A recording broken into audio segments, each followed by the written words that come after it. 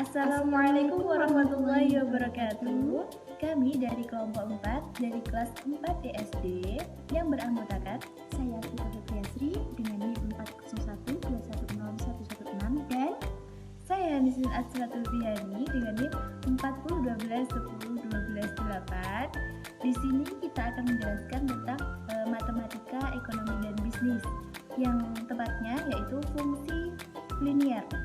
Kira-kira isinya apa aja, Kak? di sini kita akan menerangkan tentang fungsi permintaan, fungsi penawaran, dan keseimbangan pasar satu macam produk. Selanjutnya, mari kita simak videonya ya. Cipidan. Yang pertama, pendahuluan. Nah, kalian sudah tahu kan apa yang dimaksud fungsi linier. Jadi fungsi linier merupakan fungsi yang digunakan oleh para ahli ekonomi untuk menganalisis dan juga memecahkan masalah-masalah ekonomi. Nah, kali ini kita akan membahas penerapan fungsi linier. Nah, yang di sini itu kita jelaskan fungsi penawaran dan juga fungsi permintaan. Mungkin kalian sudah tahu ya apa itu penawaran. Penawaran adalah jumlah keseluruhan barang atau jasa yang tersedia di pasar untuk ditawarkan pada tingkat harga dan waktu tertentu. Sedangkan permintaan adalah sejumlah barang yang dibeli atau diminta pada suatu harga dan waktu tertentu. Yang kemudian dari fungsi permintaan dan penawaran itu dianalisis interaksinya yang akan menjadi keseimbangan pasar. Baik, sekarang fungsi permintaan. Fungsi permintaan menunjukkan hubungan antara jumlah produk yang diminta oleh konsumen dengan variabel-variabel lain yang mempengaruhinya pada suatu periode tertentu. Nah, variabel-variabel utama yang mempengaruhi produk yang diminta ataupun dibeli. Yang pertama ada PXT. Nah, PXT apa sih? Itu merupakan harga barang itu sendiri. Kemudian YT merupakan pendapatan konsumen. Kemudian ada PYT merupakan harga barang lain yang saling berhubungan. Kemudian PEX T+1 merupakan harga barang yang diharapkan pada periode waktu mendatang. Kemudian ST merupakan selera konsumen. Kemudian AT merupakan belanja untuk iklan. Nah, semua variabel-variabel itu pada periode tertentu ya. Selanjutnya memasuki fungsi permintaan. Fungsi permintaan yaitu QDXT sama dengan F dikali PXT PYT, YT, PEX+1, ST, dan juga AT. Jika disederhanakan, fungsi permintaan yaitu QX sama dengan F dikali PX. Dan jika ditransformasikan dalam bentuk persamaan linier, yaitu QX sama dengan A plus BPX. QX merupakan jumlah permintaan, A dan B merupakan parameter, PX merupakan harga. Nah, mungkin bisa dilihat jika digambarkan dalam bentuk kurva. Dari kurva tersebut bisa dilihat parameter B bernilai negatif karena fungsi permintaan tunduk hukum permintaan, yaitu jika harga suatu produk naik, maka produk yang diminta konsumen juga berkurang. Begitupun sebaliknya. Fungsi permintaan bila digambarkan kurvanya akan mempunyai kemiringan atau slope yang negatif, yaitu menurun dari kiri atas ke kanan bawah dan berbentuk garis lurus. Fungsi permintaan jadi Q sama dengan F dikali P. Baik, langsung saja kita memasuki contoh dari fungsi permintaan. Nah, bila suatu produk jika harganya Rp100 maka akan terjual 10 unit, sedangkan harganya turun menjadi Rp75 maka akan terjual 20 unit. Jadi diketahui P1 atau harga yang pertama itu Rp100 dan P2 atau harga yang kedua yaitu Rp75. Kemudian Q1 atau terjualnya itu 10 unit atau permintaannya menjadi 10 unit, dan Q2 yaitu 20 unit atau permintaannya 20 unit. Untuk penyelesaiannya yaitu Q min Q1 per P min P1 sama dengan Q2 min Q1 per P2 min P1. Dimasukkan Q min Q min 10 per P min 100 sama dengan 20 min 10 per 75 min 100. Kemudian Q min 10 sama dengan min 10 per 25. Jadi 20 min 10 itu dikurangi, di 75 per 100 pun juga dikurangi. Jadi hasilnya min 10 per 25. Sedangkan P min 100 itu dipindah ke sisi sebelah kanan. Dari pembagi dijadi pengali. Selanjutnya Q min 10 sama dengan 40 min 2 per 5P.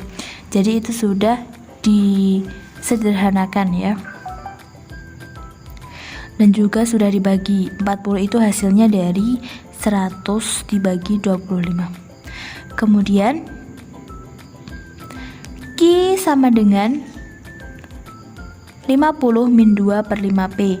Jadi min 10 yang ada di sebelah kiri ya, itu dipindah ke sebelah kanan, ditambahkan dengan 40 jadinya 50. Kemudian dimasukkan negatif 2 per 5P. Atau bisa disebut juga Q sama dengan 50 min 0,4P. Atau bisa juga Q plus 2P per 5 min 50 sama dengan 0. Nah, bisa dilihat pada kurvanya ya, itu kurva permintaan dengan persamaan. Dari fungsi persamaan itu kita tentukan titiknya untuk menggambar kurvanya ya. Jadi apabila Q 0 maka dimatematika kan 50 dibagi 0,4 itu merupakan 125. Jadi apabila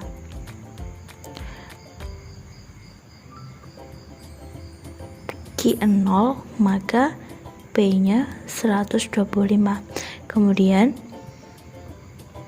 apabila P0 maka Q-nya diketahui 50. Begitu. Dan juga bisa langsung dimasukkan atau digambarkan. Baik, selanjutnya fungsi permintaan khusus. Nah, apa sih bedanya fungsi permintaan linear yang normal dengan fungsi permintaan khusus? Fungsi permintaan linear yang normal itu kemiringannya negatif. Dan sedangkan fungsi permintaan khusus itu kemiringannya 0 dan tak terhingga. Mungkin bisa dilihat dari kedua fungsi permintaan linear khusus itu kurvanya. Dari kurva tersebut ya bisa dilihat pada sebelah kiri, bila jumlah produk yang diminta berubah-ubah maka harga akan tetap konstan atau P sama dengan A. Kemudian apabila pada gambar sebelah kanan, bila harga produk berubah-ubah, maka jumlah produk yang diminta akan tetap konstan atau Q sama dengan A.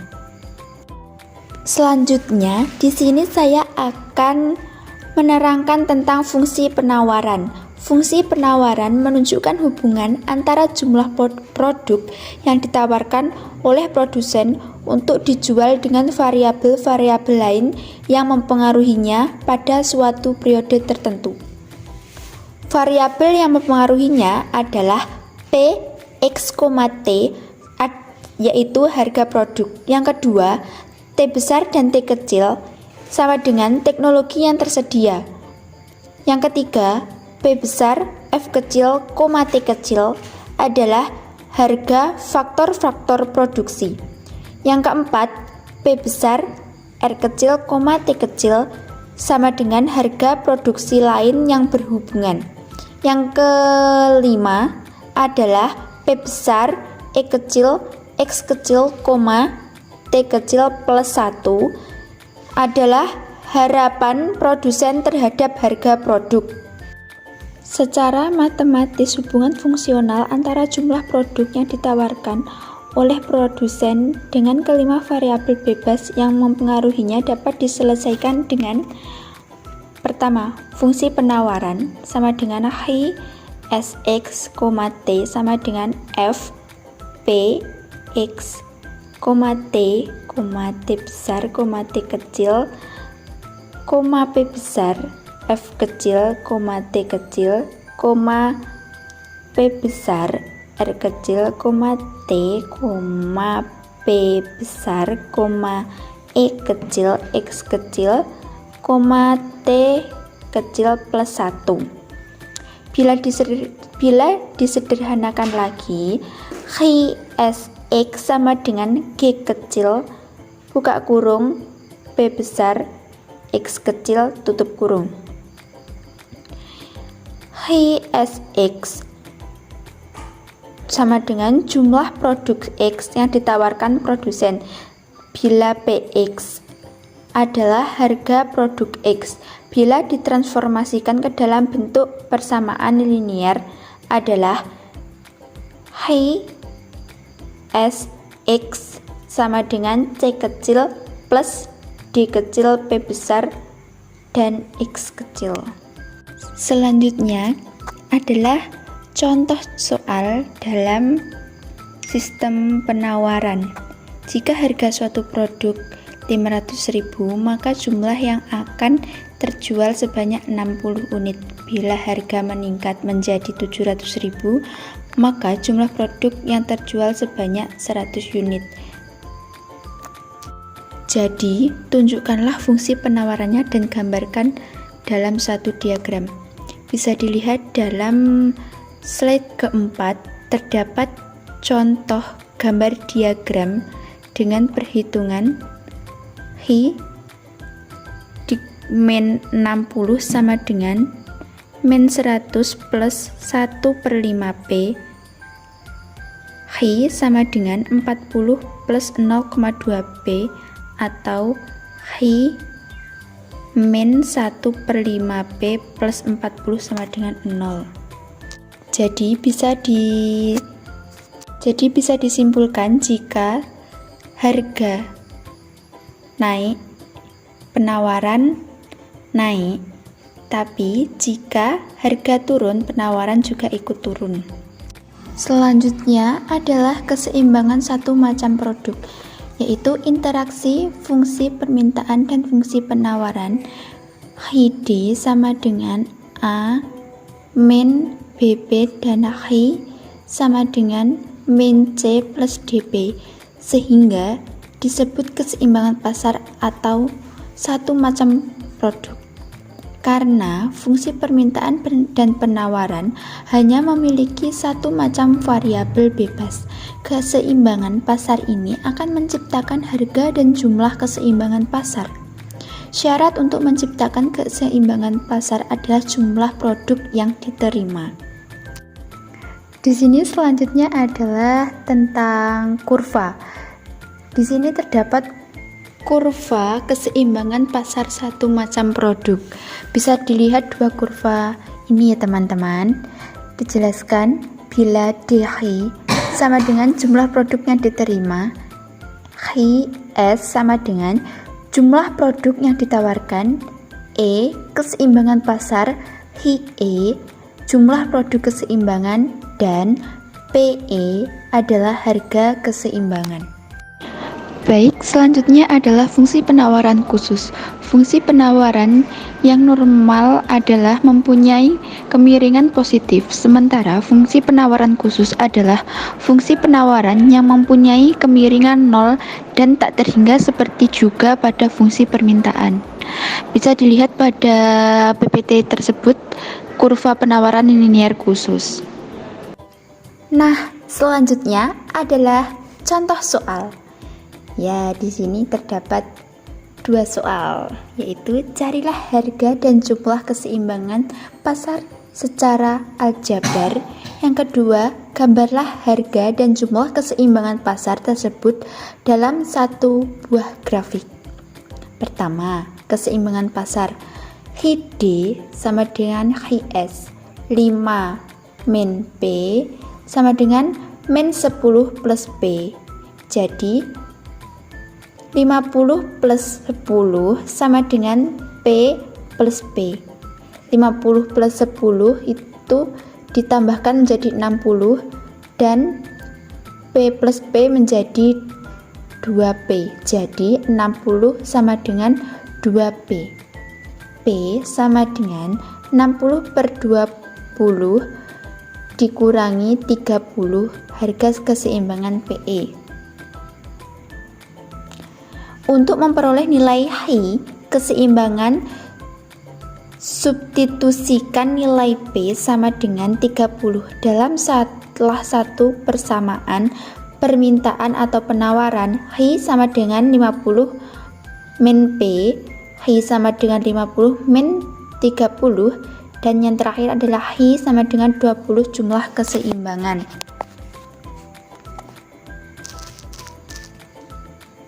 Nah, di sini adalah slide terakhir tentang menggambarkan keseimbangan pasar. Untuk fungsi permintaan HID sama dengan 50 min P. Jika P sama dengan 0, maka Hi sama dengan 50 min 0 sama dengan 50, sehingga titik potong dengan sumbu Hi adalah 50,0. Bisa dilihat dalam gambar pada slide terakhir ini ya teman-teman. Keseimbangan pasar dan titik E itu dalam 20,30, di mana fungsi permintaan HID sama dengan 50 min P, dan jika Hi sama dengan 0, maka 0 sama dengan 50 min P, yaitu menjadi 50, sehingga titik potong dengan sumbu P adalah 0,50. Sehingga titik potong dengan sumbu P adalah 0,50. Oke, mungkin cukup itu yang bisa kami sampaikan. Bila ada kurangnya kami mohon maaf. Terima kasih. Wassalamualaikum warahmatullahi wabarakatuh. Jangan lupa klik subscribe, comment, and like ya. Jangan di skip ya teman-teman.